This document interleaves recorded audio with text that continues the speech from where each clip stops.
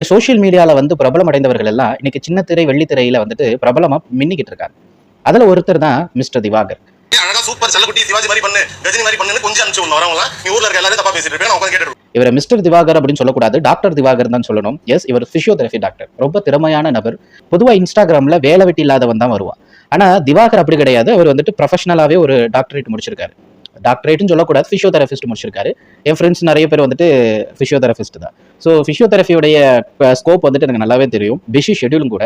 ஒரு பிசியோதெரபி வந்துட்டு ஹோம் விசிட்டுக்கு வந்துட்டு ஒரு நாளைக்கு, ஏன்னா ஒரு நாள் பேஷண்ட் பார்க்க மாட்டாங்க, அவங்க தொடர்ந்து வந்துட்டு மந்த்லி கணக்கில் தான் ஒரு பேஷண்ட் அட்டன் பண்ணுவாங்க. ஹவர்ஸ் பேசிஸ்ல வந்துட்டு அதை ஒதுக்கிடுவாங்க. ஸோ அப்படி பார்க்கும்போது எனக்கு தெரிஞ்சு குறைஞ்சது ஒரு 60,000 1 லட்சம் வரைக்கும் ஏர்ன் பண்ண முடியும். ஸோ ஒரு பிஸியான ஒரு ஜாப் தான் வந்துட்டு பிசியோதெரபி.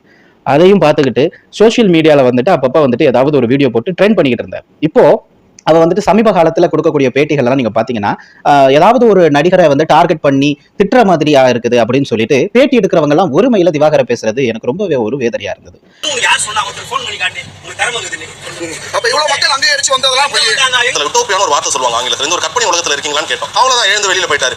சரியான ஆர்டிஸ்ட் நீங்க சொன்னா நான் ஸ்கூல் லைஃப்ல நான் நடிச்சிருக்கேன்னு சொன்னால ஒண்ணு நடிக்க சொல்லுங்க. ஆக்சுவலி அவர் தவறானவரோ இல்லைன்னா கேடு கெட்டவரோ கேரக்டர் வைஸ் மோசமோ கிடையாது.